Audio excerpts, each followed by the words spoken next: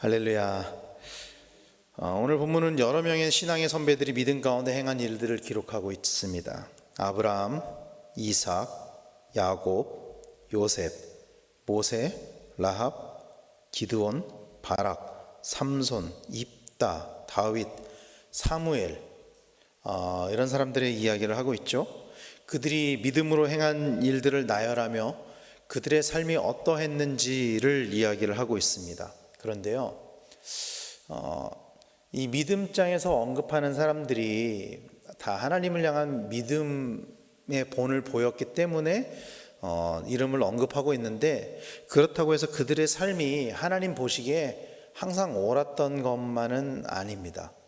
여기에 기록되어 있는 사람들이 그랬다는 거죠. 기억하십니까? 아브라함은 애굽에서 자신의 아내 사라에 대해서 거짓말을 했었죠. 그리고 이삭 또한 아버지와 똑같이 자신의 아내에 대하여 거짓말을 했었죠. 야곱은 형과 아버지를 속여서 축복을 가로챘었습니다. 그리고 모세는 살인자였습니다. 라합은 매춘부였고 다윗은 밧세바를 간음했죠. 또 사무엘은 자신의 아들들을 사사로 세웠다가 그로 인해서 왕정시대가 시작되는 원인을 제공을 했었죠. 또 기드온의 잘못으로 이스라엘 백성들이 우상을 섬기게 되는 빌미가 제공되었고, 또 바락은 드보라가 함께 가지 않으면 전쟁에 나가지 못할 정도로, 전쟁에 나가는 것을 어려웠을 정도로 무능한 지도자였습니다. 또 삼손은 우리가 알고 있는 것처럼 드릴라에게 유혹되어서 힘을 뺏기고 옥에 갇히는 치욕을 당했던 사사였고, 입다는 어리석은 맹세를 했었던 사람이었죠. 그러나 그럼에도 불구하고, 이런 흠결에도 불구하고 그들이 믿음의 사람으로 구별된 존재가 된 것은 그들의 인간적인 나약함이나 죄악, 그것을 넘어서는 믿음이 있었기 때문입니다. 큰 잘못들이 있었지만 그럼에도 불구하고 큰 믿음을 가지고 있었기 때문에 하나님께 인정을 받았다라는 것이죠. 그렇기 때문에 우리도 때때로 죄 가운데 살아가지만 믿는 자의 삶을 살아갈 수 있는 것이죠. 믿음의 선배들도 그러했었기 때문에, 그런 여러 가지 흠결이 있었지만 그럼에도 하나님이 그것을 보지 않고 믿음을 보시는 분이기 때문에 우리도 여전히 죄악 가운데 살아가고, 우리도 여전히 하나님 보시기에 흠이 있는 자의 삶을 살아갈 때가 참 많지만 믿는 자의 삶을 살아갈 수 있다는 것입니다. 이 히브리서 11장에 나오는 사람들은 자신들이 가지고 있는 믿음에 따르는 삶을 살았습니다. 사랑하는 성도 여러분, 믿음을 가지고 있는 사람은 그 믿음에 따르는 행함이 있어야 합니다. 야고보서 2장 26절은 이렇게 이야기합니다. 영혼 없는 몸이 죽은 것 같이 행함이 없는 믿음은 죽은 것이니라. 행함이 없는 믿음은 죽은 믿음이라고 이야기를 합니다. 야고보서 2장에서도 믿음을 이야기해요. 야고보서 2장에서도 보면 아브라함의 이야기를 하고 라합의 이야기를 합니다. 그러면서 믿음은 이런 것이다, 그렇게 이야기를 합니다. 그러면서 야고보서 2장에서 내리는 최종 결론이 이거예요. 행함이 없는 믿음은 죽은 것이다. 야고보서에서는 특히 믿음에 따르는 행함을 이야기를 하고 있습니다. 그 행함이 우리 믿음의 증거가 된다라는 것입니다.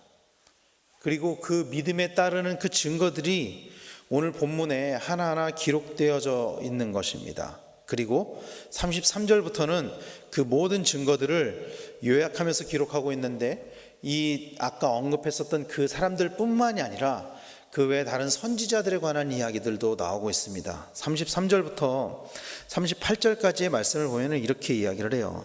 그들은 믿음으로 나라들을 이기기도 하며 의를 행하기도 하며 약속을 받기도 하며, 이거는 이스라엘의 사사들 그리고 다윗에 관한 이야기죠. 또 사자들의 입을 막기도 하며, 이거는 누구에 관한 이야기죠? 다니엘을 떠오르게 하죠. 그리고 불의 세력을 멸하기도 하며, 이것은 다니엘의 세 친구에 관한 이야기입니다. 칼날을 피하기도 하며, 이것은 아합 왕에게 핍박받았던 엘리야와 엘리사 를 이야기하는 거고요. 연약한 가운데서 강하게 되기도 하며, 이거는 기드온, 삼손, 히스기야, 이런 사람들에 관한 이야기입니다. 전쟁에 용감하게 되어 이방 사람들의 진을 물리치기도 하며, 이것은 여호수아와 사사들을 떠오르게 하는 말씀이고요. 여자들은 자기의 죽은 자들을 부활로 받아들이기도 하며, 누가 있죠? 사르밧 과부, 또 수넴 여인, 나인성 과부, 또 마리아와 마르다, 또 도르가, 이런 사람들을 떠오르게 합니다. 또 어떤 이들은 더 좋은 부활을 얻고자 하여 심한 고문을 받되 구차히 풀려나기를 원하지 아니하였으며, 1세기 박해 가운데 그리스도인들을 떠오르게 합니다. 또 어떤 이들은 조롱과 채찍질 뿐 아니라 결박과 옥에 갇히는 시련도 받았으며, 예레미야를 떠오르게 하는 말씀이죠. 또 돌로 치는 것과, 스데반이 돌에 맞아서 죽었었죠. 톱으로 켜는 것과, 당시 전승에 의하면 이사야가 톱으로 켜서 죽임을 당했다라고 알려져 있습니다. 또 시험과 칼로 죽임을 당하고, 야고보 사도가 그렇게 첫 번째 순교를 했었죠. 양과 염소의 가죽을 입고 유리하여 궁핍과 환난과 학대를 받았으니, 엘리야와 엘리사, 또 에스겔을 떠오르게 하는 말씀입니다. 그러면서 이런 사람은 세상이 감당하지 못하느니라. 그들이 광야와 산과 동굴과 토굴에 유리하였느니라. 그들이 가지고 있는 믿음을 하나님이 보았고, 또 그들의 믿음의 행위로 오늘날 우리가 그들의 믿음을 알 수 있게 되었습니다. 그들의 이런 믿음의 행위는 하나님에게도 전달이 되었고, 그리고 우리들에게도 전달이 되어서 그것이 그들이 믿음의 사람임이 증명되는 계기가 되었다라는 것입니다. 그리고 이런 사람들에 관하여 세상이 감당하지 못한다, 오늘 본문은 그렇게 이야기를 하고 있는 것이죠. 세상이 감당하지 못한다는 이렇게 번역이 되긴 했지만, 사실은 이 세상이 감당하지 못한다를 원문의 의미로 직역을 하면은 이런 뜻입니다. 세상이 그들에게 아무런 가치가 없었다. 세상이 그들에게 아무런 가치가 없었다. 이 믿음의 사람들에게 있어서 세상은 아무런 가치가 없었다라는 것입니다. 그래서 믿음의 사람들에게는 환난, 핍박, 이런 것들이 문제가 될 수가 없었습니다. 세상적인 부귀와 영화들로는 그들의 믿음을 돌려놓을 수가 없었어요. 그들의 마음을 돌려놓을 수가 없었어요. 그들에게는 오직 하나님만이 유일한 소망이었기 때문입니다. 그들에게는 오직 하나님만이 그들의 가치였기 때문입니다. 그런데 그런 믿음의 선배들에 관해서 오늘 본문은 이렇게 이야기를 하고 있습니다. 39절 말씀에 이렇게 이야기합니다. 이 사람들은 다 믿음으로 말미암아 증거를 받았으나 약속된 것을 받지 못하였으니. 제가 이 말씀을 준비하면서 이 말씀을 처음에 잘못 읽었어요. 어떻게 읽었냐면은 증거를 받았고 약속된 것도 받았다, 저는 처음에 이렇게 읽었어요. 그러니까 처음에 한번 쑥 읽고 지나갈 때, 그러고 나서 이제 말씀을 준비하면서 세밀하게 보다 보니까 그게 아니라 증거는 받았는데 약속된 것을 받지 못했다, 성경은 그렇게 이야기를 하고 있는 거예요. 그들이 증거를 받았다는 것은 11장 2절과 5절 말씀에서 이미 이야기를 하고 있습니다. 보이지 않는 것들의 증거를 받았다, 우리가 너무나도 잘 알고 있죠. 히브리서 11장 1절 2절 말씀에서 그렇게 이야기를 하고 있죠. 그런데 약속된 것을 받지 못했다라고 오늘 본문은 이야기를 하고 있는 거예요. 약속된 것을. 사실 오늘 본문 33절에 보면은 이런 말씀이 있습니다. 약속을 받기도 하며 라고 기록이 되어 있습니다.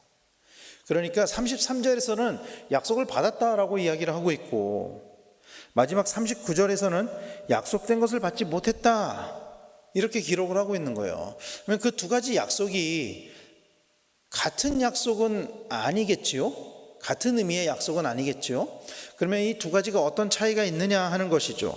33절의 약속은 헬라어 에판겔리온이라고 기록이 되어 있습니다. 그리고 39절의 약속은 텐 에판겔리안 이렇게 기록이 되어 있어요. 이 차이가 뭐냐 하면요, 33절은 복수로 표현이 되어 있습니다. 약속들이죠, 정확히는. 그래서 약속들입니다. 그리고 39절의 약속은 단수로 표현되어 있습니다. 그 약속, 약속 하나. 그리고 텐 에판겔리안, 그래서 이 텐이라는 게 붙는데 이게 뭐냐면 정관사 더와 같은 거예요. 그래서 그 약속, 딱 특정하고 있는 거예요. 어떤 하나의 특별한 약속으로 특정하고 있는 것입니다.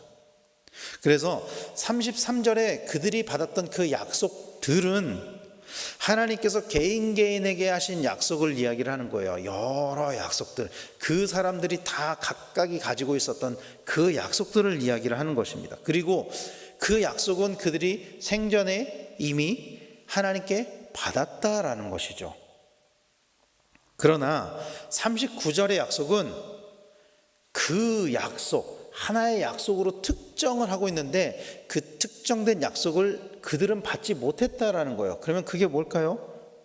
예수 그리스도의 오심으로 말미암아 성취될 영원한 기업의 약속을 가리키는 것입니다. 즉 예수 그리스도로 인해서 하나님 나라가 이루어지는 것을 이야기를 하는 것이죠. 그래서 예수 그리스도가 오시기 이전의 사람들, 즉 구약에 이 기록된 믿음의 선배들은 이 약속을 경험하지 못했죠. 예수님을 경험하지 못했으니까. 그러나 우리들은 예수님을 알기 때문에 우리에게는 그 약속 또한 주어졌다라는 것을 믿으시기를 바랍니다. 구약시대의 믿음의 사람들이 약속을 받지 못한 것은 그들의 믿음이 약했기 때문이 아닙니다. 그들의 믿음이 약했기 때문이 아니에요.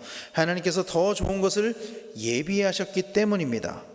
그리고 그것은 오늘 우리에게도 해당되는 이야기입니다. 그래서 오늘 보면 40절은 이렇게 이야기를 하죠. 이는 하나님이 우리를 위하여 더 좋은 것을 예비하셨은즉, 이렇게 이야기를 하고 있습니다.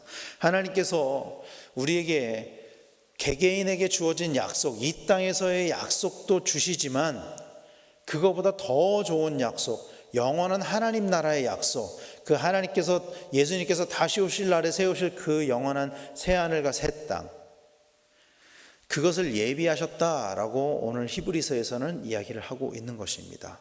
그래서 어제도 말씀을 드렸지만 히브리서 11장은 믿음장이지만 히브리서 11장에서 강조하는 것은 그 믿음으로 말미암아 우리에게 주어질 하나님 나라, 이것을 강조하고 있는 거예요. 하나님 나라.